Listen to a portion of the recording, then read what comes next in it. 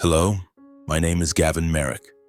I'm 37 years old, a senior legal advisor for an environmental technology company in Portland, Oregon, a city where the rain falls like endless whispers, where oak-lined streets and old cafes always carry the scent of damp wood and roasted coffee. Portland isn't just where I live, it's where I grew up, where I was once a rebellious kid ready to throw punches to settle any score, where I learned to become a man through my own mistakes. But this story doesn't begin in the sleek glass office where I now work or during the afternoon strolling along the Willamette River with Rachel, my fiancé. No, it starts in the muddy alleys of Portland, when I was a 15-year-old kid with messy hair, a torn shirt at the elbow, and a heart full of fiery anger. I was never a good kid. From a young age, I was my parents' nightmare. My father, Ronald Merrick, was a construction engineer, always busy with projects in the suburbs. My mother, Janice, worked at an insurance company, often leaving early and coming home late. Our house was in a modest neighborhood with weathered gray wooden homes, front yards overrun with weeds, and old bicycles propped up on porches. My parents loved me, but they didn't have time to keep an eye on my mischief. I skipped school, hung out with the neighborhood delinquents, and got into fights with any kid who dared look at me the wrong way. I relished the rush of hot blood surging to my head when my fist connected with someone's face, loved the way my friends slapped my shoulder and called me the boss. Schoolwork? I did just enough to pass, spending the rest of my time wandering, sneaking cigarettes, and causing trouble. My parents scolded me often. "Gavin, you can't keep living like a street thug forever," my dad would yell whenever I got called to the principal's office for fighting. My mom would sigh, looking at me with disappointed eyes. "Son, I just want you to make something of yourself." I'd shrug, mumble an apology, but in my head I was already planning where I'd go with my friends that night. I didn't care about the future, didn't care who I'd become. As long as I was Gavin, the toughest kid in the neighborhood, that was enough. But there was one person I couldn't ignore. My little sister, Tessa. Tessa was 7 years younger than me, a gentle, well-behaved girl, the complete opposite of me. She had light brown, slightly curly hair, big round eyes like two sparkling gems, and a soft smile that made anyone want to protect her. Tessa was a straight-A student, always coming home with praise from her teachers. She loved drawing, singing, and had a habit of slipping candy into my pocket whenever Mom gave her snacks. "Eat it, you're bigger," she'd say, her voice serious like a little old lady. I'd laugh, pinch her nose, and pop the candy in my mouth even though I didn't care for sweets. I did it just to see her smile. Tessa was the light in my chaotic world. She was the reason I never let my delinquent friends near our house. I didn't want her to see me as a bad older brother, but Tessa was an easy target for bullies. At school, older kids often teased her for being too kind, too small. I remember one time when a girl in her class snatched Tessa's sketchbook and tore it to pieces right in front of her. Tessa just stood there, eyes red, too timid to say anything. When I found out, I stormed to the school, stood in front of that girl, and roared, "Touch my sister again and you'll regret it." I was 13, hair a mess, hands still swollen from a fight the day before, but my glare was enough to make the girl tremble and apologize. Tessa grabbed my hand, whispering, "You're the best, Gavin." And for that moment, I felt like a hero. But I wasn't always Tessa's hero. There were times I was too caught up with my friends, leaving her alone at the playground. Once, she called me, her voice trembling because some kids were bullying her, but I was busy betting with my friends over who could throw a rock the farthest. "Tessa, handle it yourself, I'm busy," I said. I heard her sobbing over the phone. In those moments, I felt like the worst person, but I didn't know how to make it right. I was a rebellious kid who didn't know how to love properly. Then the tragedy struck. I was 15 and Tessa was 8. It was a rainy afternoon, the kind of relentless, bone-chilling rain typical of Portland. I was hanging out with my friends at an abandoned warehouse where we smoked and told exaggerated stories. I'd gotten into a feud with a group of delinquents from a neighboring area after a fight over territory. I didn't think much of it, just felt stronger, tougher. but I never imagined my recklessness would cost Tessa. That day, Tessa was walking home from school alone. I was supposed to pick her up, but I was too busy with my friends, forgetting my promise. When I got home, my mom ran out, her face pale with panic. "Gavin, Tessa's been attacked. She's in the hospital." My heart stopped. I ran to the hospital, not caring about the rain or my torn shoes. When I got there, I saw Tessa lying in a hospital bed, her face pale, a large bruise on her cheek and her arm bandaged. She looked at me, eyes red but tearless. "Gavin," she whispered. I was so scared. The doctor said a group of teenagers had attacked Tessa on her way home. They pushed her down, hit her, and ran off. Later, I found out it was the group of delinquents I'd clashed with. They knew Tessa was my sister and targeted her to get back at me. I sat by her bedside, holding her hand, guilt stabbing my chest like a knife. "I'm sorry, Tessa," I said, my voice choking. "I should have been there." Tessa gave a weak smile. "It's okay, Gavin. I'm fine." But I wasn't fine. That night, I sat in the hospital hallway, head bowed, tears falling onto my trembling hands. I thought about all the times I'd ignored Tessa, choosing my delinquent friends over her. I thought about her scared eyes, the bruise on her cheek, and I made a vow to myself. I would change. I would never let Tessa suffer again. From that moment, I cut ties with my delinquent friends. No more wandering dark alleys, no more throwing punches to prove my strength. I started focusing on school. It was tough at first. I'd never been a good student, and the numbers and letters in textbooks gave me headaches. But every time I wanted to give up, I thought of Tessa, of her saying, "You're the best, Gavin." I studied day and night, sought extra help from teachers, and slowly my grades improved. My parents were surprised but said nothing. For the first time in my life, they looked at me with pride.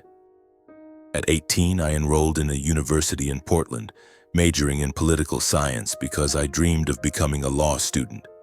I wasn't the smartest, but I was determined, and I knew what I wanted: a stable job, a decent life, so Tessa would never have to worry about me again.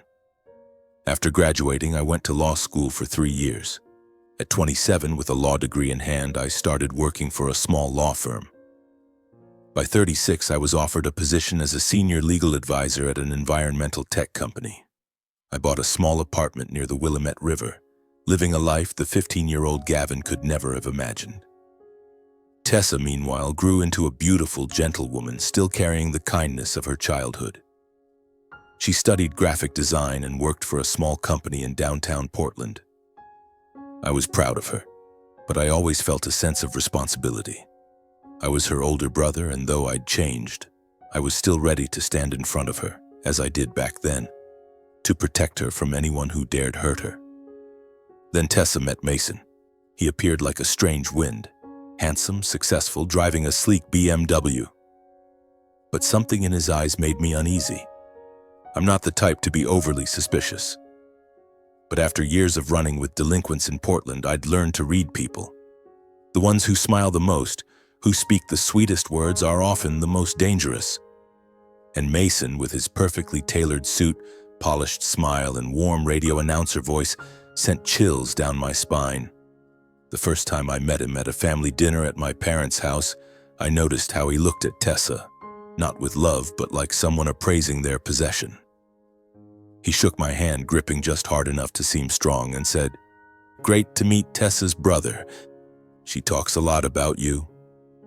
I smiled back, but in my head I thought, he's putting on an act.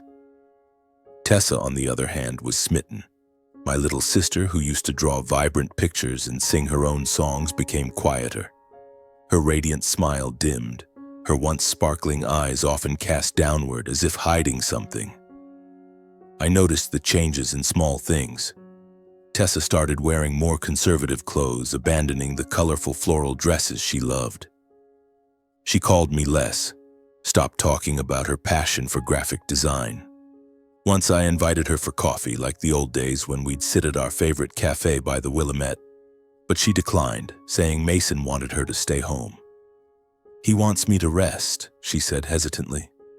I looked at her, wanting to shout that resting doesn't mean being caged, but I held back. I didn't want to push her away. I met Mason a few more times, and each time my unease grew stronger. The second time was at a bar in downtown Portland when Tessa invited me and Rachel to join them for dinner. Mason sat across from me talking about his finance job, boasting about international business trips and million-dollar deals. He talked a lot, but his eyes never left Tessa, as if monitoring her every move.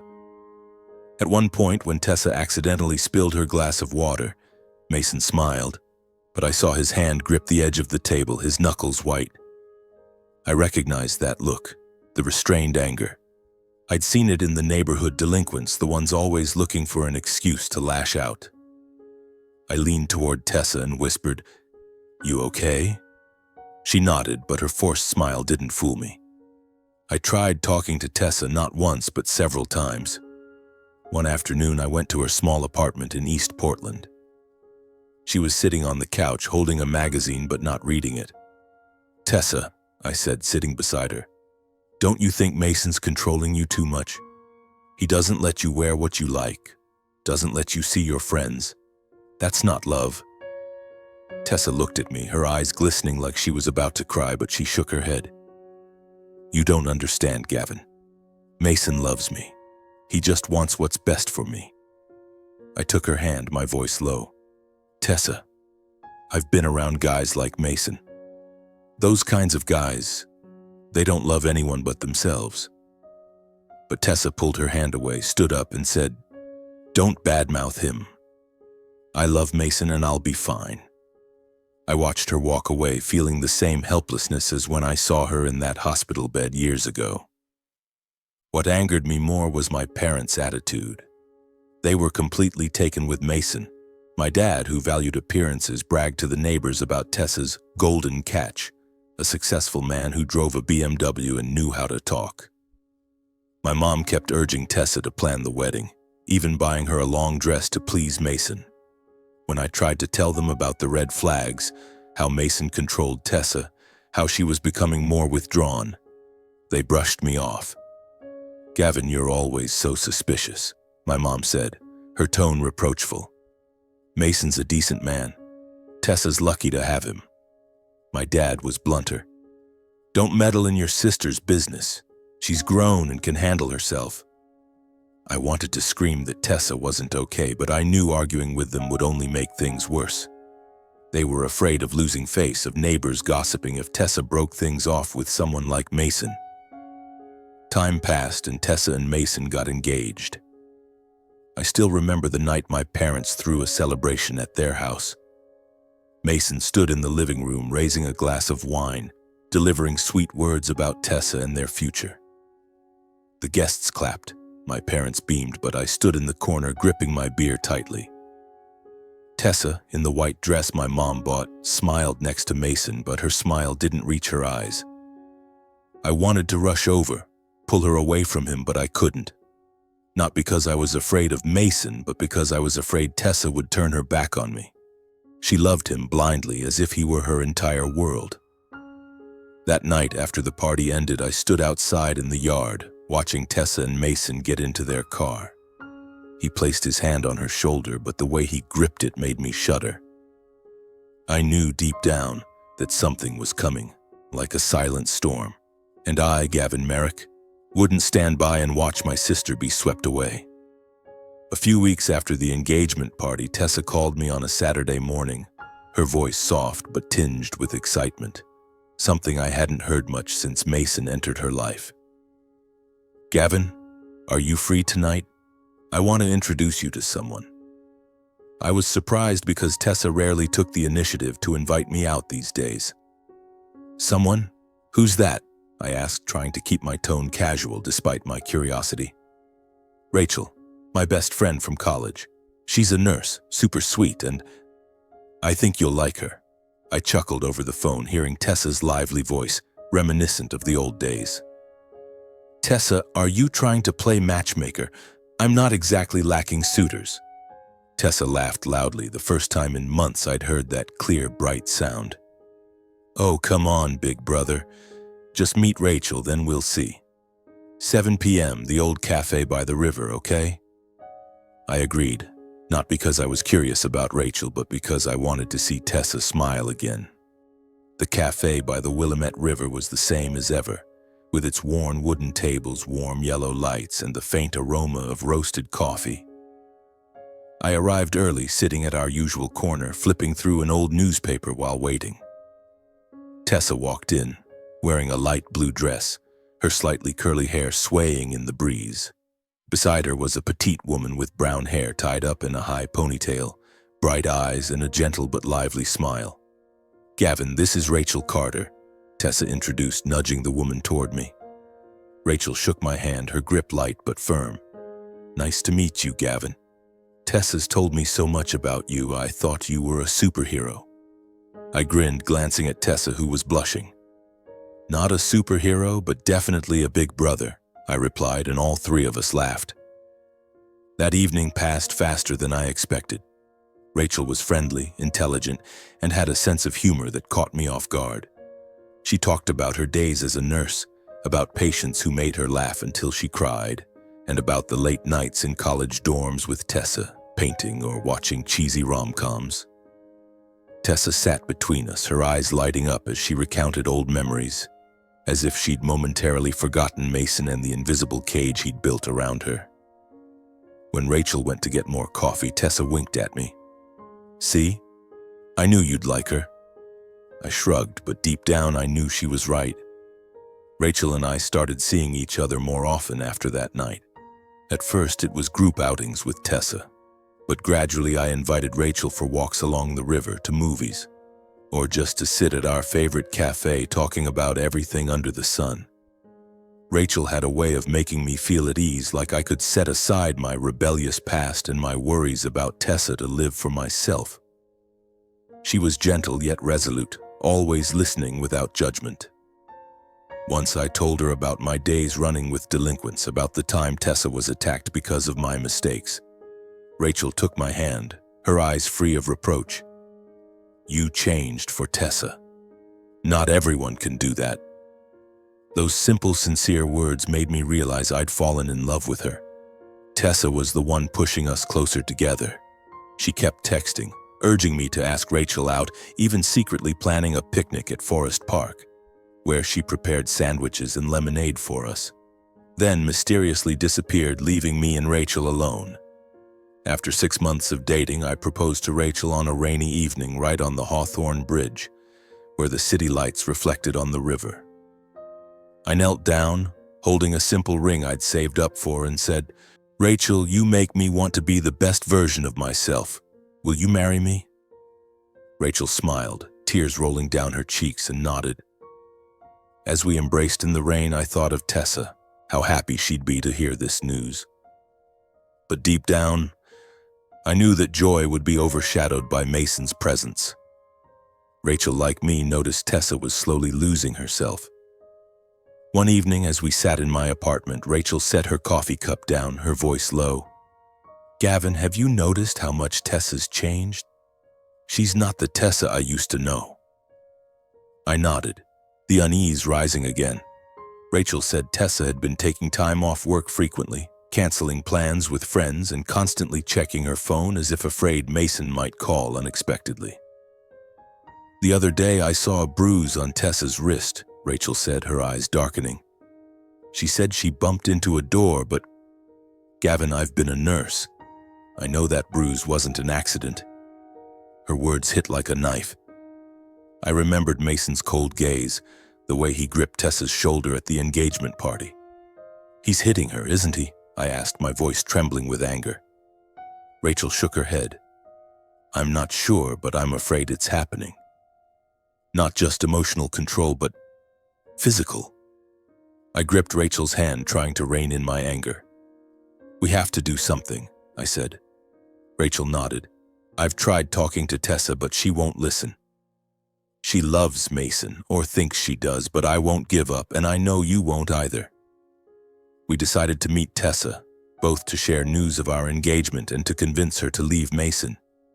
I hoped that with Rachel's friendship and my brotherly love, Tessa would open up. We arranged to meet Tessa at a small diner in East Portland, a quiet place without Mason.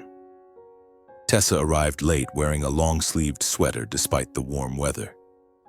She smiled when she saw us, but it was a strained smile that didn't reach her eyes. "Hey Gavin, hey Rachel," she said, sitting across from us. Rachel took Tessa's hand, her voice gentle. "Tessa, we have good news. Gavin and I are getting married, and will you be my bridesmaid?" Tessa's eyes lit up and she hugged Rachel tightly. "Oh my gosh, really? I knew it. You two were meant for each other." I smiled, but my heart was heavy as she avoided my gaze. We talked about the wedding, about the suburban garden where we planned to hold it, about the lilac dress Tessa would wear as a bridesmaid. But then Rachel shifted the conversation, her tone cautious. "Tessa, we're concerned about you. You're not yourself anymore. Mason, he controls you too much." Tessa stiffened, pulling her hand from Rachel's. "I'm fine," she said, her voice small but firm. I couldn't hold back anymore and spoke up. "Tessa, I saw the bruise on your wrist. Don't tell me you bumped into a door. I know guys like Mason, he's not good for you." Tessa looked at me, her eyes red. "You don't understand, Gavin. Mason loves me. He's just stressed sometimes." Rachel took Tessa's hand again, her voice urgent. "Tessa, love isn't control, it isn't hurting someone. You deserve to be happy." But Tessa stood abruptly, her voice trembling. "Stop pushing me. I love Mason and I'm going to marry him. Let me live my own life." With that, she walked out, leaving Rachel and me sitting there helpless. That night, I couldn't sleep. The image of Tessa with a bruise on her wrist with her sad eyes haunted me. Rachel lay beside me, whispering, "We won't give up, Gavin." Tessa's family. I nodded, but deep down I knew the storm was drawing closer. My wedding day with Rachel arrived like a perfect painting brushed with sunlight and lavender. The garden in suburban Portland we chose was truly a masterpiece of nature. Rows of old oak trees casting cool shade, clusters of pale purple flowers swaying in the breeze, and a small cobblestone path leading to a ceremony arch adorned with white silk and lanterns.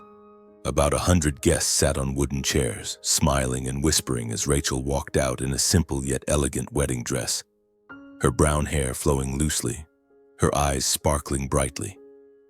I stood at the altar, my heart pounding, not just from happiness but from an inexplicable sense of unease. I glanced at Tessa, our bridesmaid, standing a few steps away in her lilac dress, a faint smile on her lips but her eyes tinged with melancholy. Tessa, my little sister, looked stunning that day. The lilac dress hugged her petite frame, her curly hair loosely braided, and she held a small bouquet of lavender standing beside Rachel like a guardian angel. But I knew she wasn't happy. I saw how she lowered her head when Mason, seated in the front row, looked at her with a cold, piercing gaze. He wore an expensive gray suit, his hair slicked back. But the way he tilted his head and gripped his chair made me shudder. I tried to focus on Rachel on the moment we exchanged vows, but my mind kept drifting to Tessa, to the bruises she tried to hide, to the forced smile she gave me when we tried to convince her to leave Mason. The ceremony went smoothly, at least at first. Rachel and I exchanged rings, kissed under the golden sunlight amid the applause and cheers of the guests. My parents sat in the front row, Mom wiping tears, Dad nodding proudly. But I couldn't help noticing that Tessa stood slightly apart as if trying to blend into the background. As we stepped down from the altar, I pulled Tessa into a hug. "Thank you for being here, Tessa," I whispered. She smiled, but her eyes were distant, as if she were somewhere far away. The reception began as the sun set, the garden illuminated by twinkling lantern strings. The band played soft jazz, and guests laughed, clinked glasses, and offered toasts. I held Rachel's hand and we shared our first dance under the lights, and in that moment, everything felt perfect. Rachel whispered in my ear, "You're the best husband, Gavin Merrick." I smiled, pulling her closer, but my eyes scanned the crowd, searching for Tessa. I spotted her standing in a corner of the garden near the dessert table, talking to a male colleague from her design company. He was a kind-looking guy with thick glasses, laughing and pointing at the bouquet in Tessa's hand. She smiled too, a rare, genuine smile I hadn't seen from her in a long time. But then I saw Mason approaching, his steps quick and his face hardened. He placed a hand on Tessa's shoulder, saying something I couldn't hear from a distance. Tessa's smile vanished. She lowered her head, and the colleague stepped back, awkwardly raising his hands in apology. I felt my blood boil. "Gavin," Rachel grabbed my hand, her voice a warning. "Don't do anything rash. Today's our day." I nodded, but my eyes stayed fixed on Tessa. The argument erupted faster than I expected. I was chatting with some friends when I heard Tessa's shout, not loud, but sharp enough to silence the garden for a moment. I turned and saw her and Mason standing in a corner near the vine-covered wooden fence. He was gripping her wrist tightly, his voice a low growl. "What do you think you're doing, huh? I told you not to talk to any guys." Tessa tried to pull her hand free, her voice trembling. "Mason, he's just a colleague. Don't make a scene." But Mason didn't stop. He yanked her arm hard, raised a fist, and I saw Tessa stumble, collapsing to the ground. Rachel was the first to act. She let go of my hand, ran toward Tessa, took off her jacket and draped it over Tessa's shoulders as if shielding her from the crowd's stares. "Mason, that's enough!" Rachel shouted, her voice sharp, no longer the gentle woman I knew. She pulled Tessa behind her, facing Mason head-on. "She's my fiancé," Mason snarled, stepping toward Rachel. "You have no right to interfere." I didn't wait any longer. I pushed through the crowd, my heart pounding, feeling like I was back in the moment years ago when Tessa was attacked by those delinquents. When I reached them, everything had spiraled beyond control. Tessa was on the ground, clutching her face, blood streaming from her nose, staining her pale lilac dress red. Mason loomed over her, his face flushed with rage, his fists still clenched as if ready to strike again. The guests began to murmur, some shouting, and the band stopped playing. I heard my mother's voice from a distance. "What's happening?" But I didn't care. All I saw was Tessa, my little sister, crumpled on the ground, blood flowing, her eyes filled with fear. Time seemed to slow. The sounds of the garden, laughter, clinking glasses, gentle jazz, faded away, replaced by the pounding of blood in my ears. I saw Tessa, the little girl who used to hold my hand on rainy days, who slipped candy into my pocket with a radiant smile, now sitting on the ground, blood soaking her lilac dress, her trembling hands covering her face. And standing over her was Mason, the man I never trusted, with a cold glare and a clenched fist as if he wasn't yet satisfied. The anger inside me erupted, not like a flame, but like an explosion, burning away every shred of restraint I'd tried to maintain on my wedding day. I lunged at Mason, shoving him hard away from Tessa. "What did you do to my sister?" I roared, my voice echoing through the garden, now silent as a graveyard. The guests froze, some covering their mouths, others stepping back. Mason stumbled from my push, but quickly regained his balance, standing tall, wiping Tessa's blood off his hand as if it were just a stain on his expensive suit. He looked at me, a smirk curling his lips, his eyes sharp as knives. "She deserved it," he said, his voice calm but dripping with defiance. "She dared to flirt with another guy right in front of me at your wedding. You should teach your sister some manners, Gavin." His words stabbed my chest like a blade. I looked down at Tessa, saw her try to lift her head, her lips moving as if to say something but failing. Blood still dripped from her nose, staining her dress, seeping into the ground. I turned back to Mason, feeling my blood boil. "What did you just say?" I asked, my voice low but sharp as a blade. He shrugged, stepping closer, his tone still calm. "I said Tessa needs to be taught a lesson. She thinks she can do whatever she wants, but I'm her fiancé. I have the right." He pointed at Tessa, his voice rising as if addressing the crowd. She was laughing with that colleague, flirting right in front of me. "You think I'd let that slide?" The crowd whispered. I heard one of Rachel's friends murmur, "He hit Tessa just for talking to someone?" But Mason didn't care. He stepped closer, pointing at me. "And you, Gavin, you should know your place. This is between me and Tessa. You have no right to interfere." That was the final straw. I stopped thinking. Memories flooded back. The time Tessa was attacked by delinquents because of my mistakes. The time I carried her home in the rain. The time she looked at me with absolute trust.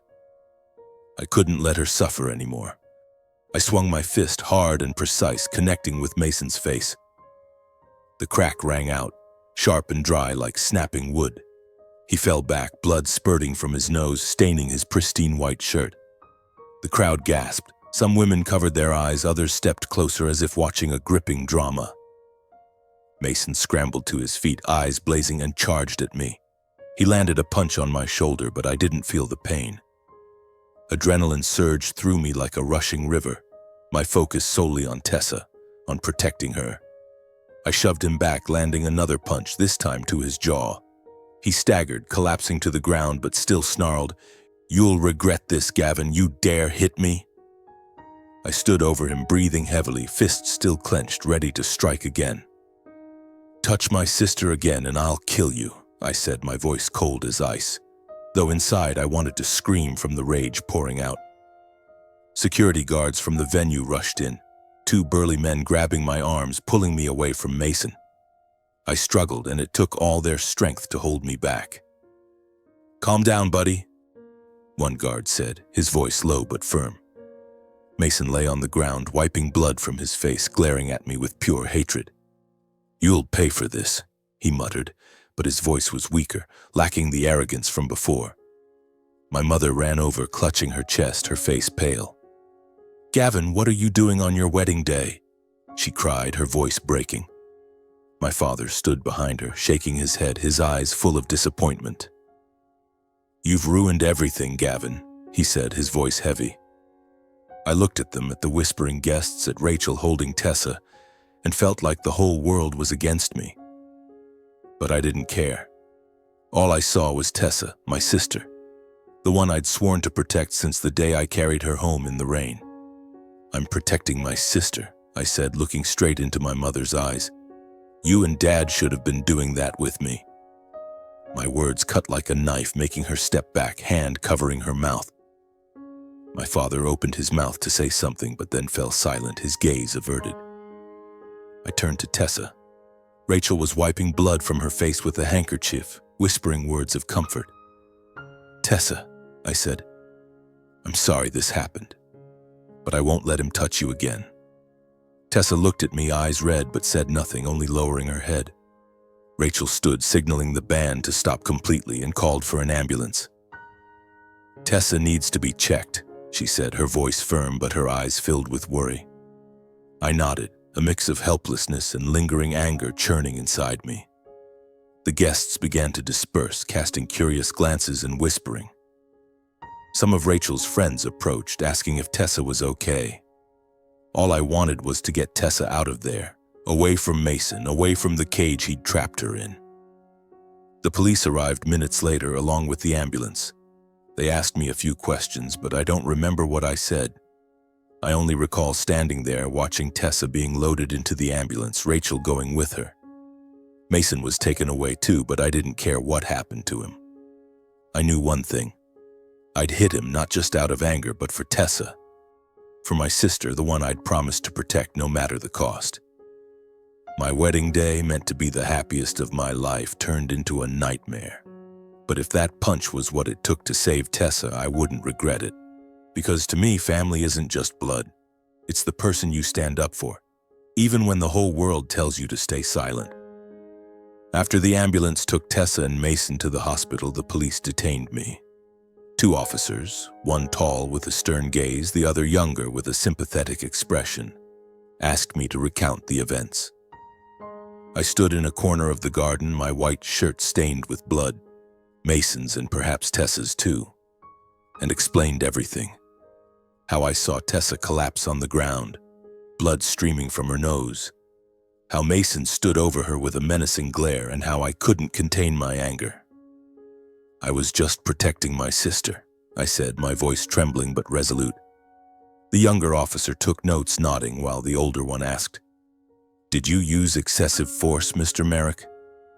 I looked him in the eye and replied, "If you saw your sister being beaten, what would you do?" They took me to the station for a formal statement.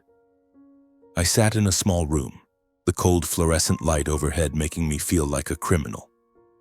But I wasn't afraid. I could only think of Tessa, her terrified eyes, the blood staining her lilac dress. Rachel called, her voice calm but laced with worry. "Gavin, I'm at the hospital with Tessa. She has a mild concussion but no broken bones. I'll stay here until she's okay. How are you?" I gripped the phone, trying to keep my voice steady. "I'm fine, Rachel. Just take care of Tessa. I'll handle this." But when I hung up, I felt lonelier than ever. My wedding day, meant to be the start of a new chapter, was now a tangled mess. After a few hours, my lawyer, an old college friend named Daniel, arrived at the station. Daniel was the quiet but sharp type, always knowing how to turn a situation around. He brought a video from the venue's security camera provided by the property owner. "You're lucky, Gavin," Daniel said, pushing up his glasses. "The camera caught everything. Mason hit Tessa first and you acted to protect her. This is defense of others. With statements from a few guests, you won't be charged." I let out a sigh of relief, but the anger still simmered inside me. "What about Mason?" I asked. Daniel shrugged. "Minor injuries, he's at the hospital. But he's making noise, threatening to sue you for assault." I scoffed. "He's suing me? After beating my sister in front of 100 people?" Daniel placed a hand on my shoulder, his voice low. "Gavin, guys like Mason don't give up easily. He has money, connections. You need to be prepared." I nodded, feeling like a new battle was just beginning. I didn't just want to protect Tessa. I wanted to ensure Mason would never have the chance to hurt her, or anyone else, again. The next morning, I was released. Rachel picked me up at the station, her eyes tired but resolute. "Tessa's at my place," she said as we sat in the car. "She didn't want to go back to your parents' house, and I think that's for the best. She needs space." I nodded, squeezing Rachel's hand. "Thank you, Rachel. I don't know what I'd do without you." She smiled, but it didn't hide her worry. "We need to talk to Tessa, Gavin. She's still defending Mason, saying it was her fault. I'm afraid she's not ready to leave him." When we got to Rachel's apartment, Tessa was sitting on the couch wearing an oversized sweater, her hair loosely tied. She looked at me, her eyes still red but tearless. "Gavin," she whispered, "I'm sorry for ruining your wedding." Her words cut like a knife. I knelt in front of her, taking her hands. "Tessa, don't ever say that. It's not your fault, it's Mason's, and I'll make him pay." Tessa shook her head, her voice trembling. "He didn't mean it, he just lost control." I glanced at Rachel, seeing her clench her fists, trying to hold back her anger. "Tessa," Rachel said, her voice gentle but firm, "someone who loves you wouldn't do something so terrible. You don't deserve to be treated like this." Tessa lowered her head, silent, but I saw her shoulders tremble. In the days that followed, the story of the wedding spread across Portland, not just through guests' accounts, but also on social media. A short video, likely filmed by a guest, was posted on YouTube, showing the moment Mason struck Tessa and me tackling him. The post went viral, with comments condemning Mason and supporting me. "This brother is a hero," one user wrote. "That guy deserved it," another said. But there were dissenting voices too. Fighting at a wedding, so uncivilized. I didn't care about public opinion, but the social media pressure began to affect my parents. They called me to their house, my mother's voice on the phone tense. "Gavin, you need to explain this. The neighbors are talking. They say you turned your wedding into a brawl." When I arrived, Mom was at the dining table, eyes swollen from crying, while Dad paced, hands in his pockets. "What did you do, Gavin?" Mom asked. "Mason's a good man. Maybe Tessa did something to upset him." I clenched my fists, struggling to stay calm. "Mom, you saw the blood on Tessa's face and still call Mason a good man? I can't believe you're defending him." Dad spoke up, his voice low. "You don't understand, Gavin. If Tessa leaves Mason, what will people say? Our family will be disgraced." I looked at them, feeling like I was talking to strangers. "I don't care about disgrace," I said. "I only care about Tessa." Mason, as Daniel predicted, didn't stay quiet. He filed a lawsuit against me for assault, demanding compensation and calling for further police investigation. But I wasn't afraid. I'd learned from my rebellious days that the best way to deal with someone like Mason was to hit their weak spot. I hired a private investigator, another friend of Daniel's named Marcus, who specialized in digging up dirt on people like Mason. "Give me 2 weeks," Marcus said, his eyes sharp. "If this guy has skeletons, I'll find them." It took only 10 days for Marcus to deliver. He sat across from me in a small cafe, placing a folder on the table. "Mason's not as clean as he wants people to think," Marcus said. "He abused a former girlfriend, Vanessa, 5 years ago. She sued him, but he paid her off to settle. He's also tied to a financial fraud case at his old company, embezzling tens of thousands of dollars. And here's the best part. He signed a shady deal with a rival company to sell insider information. I have proof, emails, texts, and a statement from a former colleague." I looked at the folder, feeling like I'd just found an arsenal. "Send this to my lawyer," I said, "and make sure the press gets it." I contacted a local reporter who'd previously written about the environmental tech company I worked for. I provided the information on Mason not out of revenge, but to protect Tessa. The article was published on a Portland news site with the headline, "Successful Businessman or Abuser." It detailed Mason's past, from the abuse of his ex-girlfriend to his shady financial dealings. The online community exploded. Facebook posts called Mason a hypocrite, demanding his company investigate him. The public pressure forced Mason to drop the lawsuit. He called me, his voice trembling with rage. "You think you've won, Gavin. I won't let this go." I replied, my voice ice cold. "Try it, Mason. I'm waiting."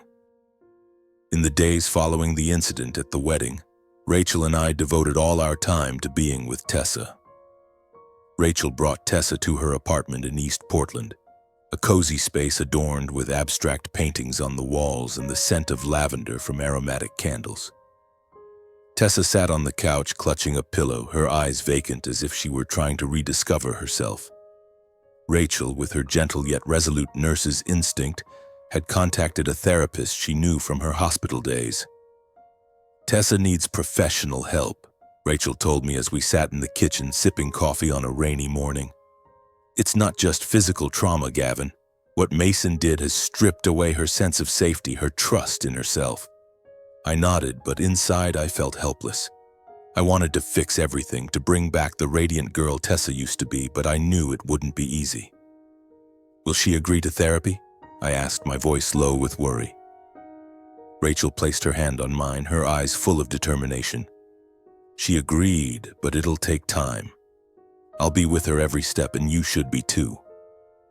I squeezed Rachel's hand, feeling her warmth, and for the first time I felt we weren't just a couple, but a team fighting for Tessa. The pressure from social media finally began to shift my parents' perspective. The article about Mason detailing his history of abuse and financial fraud spread across Portland. Posts continued to pop up with hundreds of comments condemning Mason and supporting me. Meanwhile, Rachel and I decided to postpone our wedding. Not because we loved each other any less, but because Tessa needed us more than ever. One evening, as we sat on the balcony of Rachel's apartment, watching the rain fall over Portland's streets, she took my hand. "Gavin, I don't want a wedding while Tessa's still hurting. We'll wait until she's ready to stand by us," smiling genuinely. I pulled Rachel into my arms, feeling her warmth. "You're the most amazing person, Rachel." "I agree. Tessa is our priority." In the weeks that followed, Tessa began to show progress. The therapist said she was learning to confront her fears, to recognize that she didn't deserve the treatment Mason had inflicted on her. Rachel was by her side every day, taking her to therapy, cooking her favorite meals, and even encouraging her to draw again. One afternoon, Tessa showed me a painting she'd just finished, a field of lavender under a rainy sky with a small girl standing in the center, her hands raised as if reaching for the stars. "This is me," Tessa said, her voice soft but certain. "I want to find myself again." I hugged her, tears streaming down my cheeks. "You'll do it, Tessa. Rachel and I are always here." In the months following the wedding incident, I lived in a strange state, as if the world had both collapsed and was being rebuilt from scratch. Tessa, with Rachel's support and therapy sessions, slowly began to regain the light in her eyes. She no longer flinched when someone mentioned Mason's name or jumped at the sound of her phone ringing. But I knew the wounds Mason left behind wouldn't heal easily. They were like invisible scars, always ready to ache whenever she recalled the days of being controlled and hurt. And I, Gavin Merrick, the once rebellious kid, now had only one goal: to ensure Tessa was safe and lived the life she deserved. The legal battle with Mason entered a fierce phase. Daniel, my lawyer, worked tirelessly, using every piece of evidence Marcus, the investigator, had gathered. Shady emails, testimony from Mason's ex-girlfriend, and recordings of his abusive behavior, all were presented in court. The trial took place in a small courtroom in downtown Portland, where sunlight streamed through the windows onto worn wooden benches, creating an atmosphere both solemn and stifling. I sat in the front row holding Rachel's hand, my eyes fixed on Tessa, who sat beside the lawyer with a calm face but trembling hands. Mason appeared in a gray suit, his former arrogance gone. He kept his head down as our lawyer presented the evidence: photos of bruises on Tessa's arms, witness statements from the wedding, and his dark past. Mason's ex-girlfriend, Sarah, took the stand, her voice shaky but resolute. "He hit me not just once. He made me think it was my fault until I left." I glanced at Tessa, seeing her grip Rachel's hand tightly as if drawing strength from her best friend. When it was Mason's turn to speak, he stood, his voice low but lacking confidence. "I'm sorry for what happened. I didn't mean to hurt Tessa. I lost control." But his apology didn't quell my anger. It wasn't remorse, it was a last-ditch effort to save his crumbling reputation. The judge, a middle-aged woman with sharp eyes, delivered the verdict: 18 months in prison for assault and defamation. As Mason was led away, he shot me a glare full of resentment. I stared back, unflinching. He could hate me for the rest of his life, but he would never come near Tessa again. After the trial, Tessa seemed to shed a heavy burden. She started talking more, laughing more, though her smiles were still hesitant. One evening, as we sat in Rachel's apartment, Tessa suddenly said, "I want to move away, Gavin. I want to start over." Surprised, I looked at her. "Move where? Will you be okay?" Tessa smiled, this time a genuine smile. "I want to study psychology in another state. I want to help people like me, people who've been abused and thought they didn't deserve love." Rachel hugged Tessa, tears rolling down her cheeks. "You're so strong, Tessa. I'm proud of you." I hugged her too, my heart aching yet relieved. "I'll always be here, Tessa, no matter where you go." Tessa chose a university in Colorado with a renowned psychology program. Rachel and I helped her prepare, from packing her belongings to finding a small apartment near the campus. On the day Tessa left Portland, I drove her to the airport. She wore a light green sweater, her hair tied up high, and carried a backpack full of sketchbooks.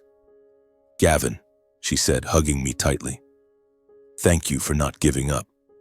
I held her close, tears streaming down my face. "You're my sister. I'll never give up." A few months later, Rachel and I held a private wedding, no longer in a lavish garden with hundreds of guests, but a small ceremony in Rachel's backyard decorated with wildflowers and a few wooden chairs. Only family and close friends attended. Tessa flew back from Colorado to be our honorary officiant. She wore a simple blue dress, no longer a bridesmaid, but a part of our family. As Rachel and I exchanged vows, Tessa stood beside us, her smile radiant for the first time in months. Rachel, in a simple white dress, whispered to Tessa after the ceremony, "You didn't have to be a bridesmaid this time. You're family." Tessa laughed, hugging Rachel, and I saw her eyes glisten with tears. Happy tears this time. My parents attended too, their eyes no longer heavy with judgment. After the trial, the articles, and the social media pressure, they had apologized to Tessa, admitting they were wrong to defend Mason. Mom hugged Tessa for a long time, crying as she said, "I'm sorry, my love. I didn't see what you went through." Tessa nodded, holding Mom's hand, and I knew she had forgiven them, though healing would still take time. The storm had passed, but its echoes lingered like the sound of rain falling outside the window, persistent yet gentle, reminding me that everything had changed. And so had I.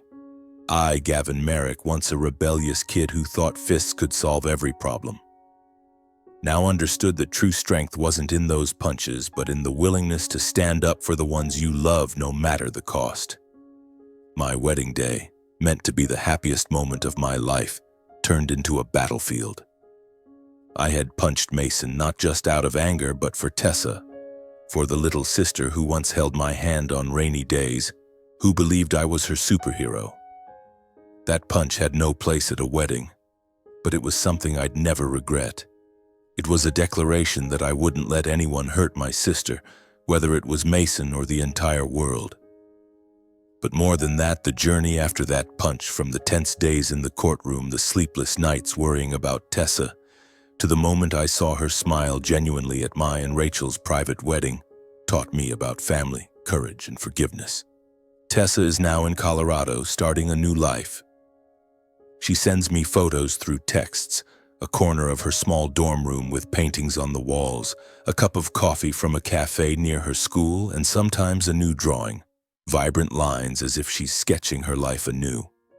She's studying psychology with a dream of helping others who've been abused, who've felt unworthy of love. Each time we talk, her voice is brighter, stronger, though there are still moments of silence, as if she's recalling those dark days. "Gavin," she said during a video call, "I'm learning to forgive myself. I used to think it was all my fault, but now I know I deserve to be happy." I smiled through the screen, tears streaming down my face. "You've always deserved that, Tessa. I'm proud of you." Rachel and I, after our private wedding, began building a life together. Her small apartment is now our home, filled with evenings of cooking together, watching movies, and sitting by the window, watching the rain and talking about the future. Rachel is my anchor, not just during the chaos with Mason, but in the moments I doubted myself. "You did the right thing, Gavin," she says whenever I dwell on the punch at the wedding. "You saved Tessa, and that's what matters most." Rachel isn't just my wife, she's family, the one who fought alongside me to bring Tessa back. My parents have changed too. After the trial, after the articles exposing the truth about Mason, they began to reflect on themselves. Mom calls me more often now, asking about Tessa, about us, and sometimes she cries, saying she regrets not listening to me sooner. Dad, always the stoic one, has softened too. One day when I visited, he pulled me out to the backyard where the old oak trees still stand strong through countless rainy seasons. "You did what I couldn't," he said, his voice low but sincere. "I'm proud of you, Gavin." Those words, though late, brought me relief, as if a part of the past had finally been laid to rest. Looking back, I realized that family isn't just blood, it's the people you stand up for even when the world demands your silence. I stood up for Tessa, not just with that punch at the wedding, but with every decision that followed. From hiring an investigator, taking Mason to court, to being there for her whenever she needed me. But I also learned that fighting isn't just confronting an enemy. It's patience, listening, and giving Tessa the time and space to heal. I want to tell anyone reading this story, anyone trapped in a toxic relationship or watching a loved one suffer, don't stay silent. Don't think you lack the strength to make a change. I was once a rebellious kid who thought he'd never amount to anything, but I changed for Tessa, and you can change for the ones you love too. If you see someone being controlled or abused, speak up. Seek support from friends, family, or professionals. And if you're the one suffering, remember that you deserve to be loved, respected, and safe. Don't be afraid to step out of the darkness, because there will always be someone ready to reach out and pull you up, like Rachel and I did for Tessa. Today, as I write these words, Tessa sent me a new painting. It's a portrait of the three of us, me, Rachel, and her, standing under a starry sky, hand in hand. "Family," she wrote in the corner, her handwriting soft but certain. I hung the painting in our living room above the fireplace where I can see it every day. It reminds me that, though some wounds take a lifetime to heal, family is stronger than anything, big enough to stand against injustice, powerful enough to help us be reborn in silence. I punched Mason because I'm Tessa's brother. It was instinct, a promise I kept from the day I carried her home in the rain. But more than that, it was a declaration that I would always stand up for her, for family, even if the world demanded my silence. And if you ask me whether I'd do it again, the answer will always be, yes, I would, without hesitation.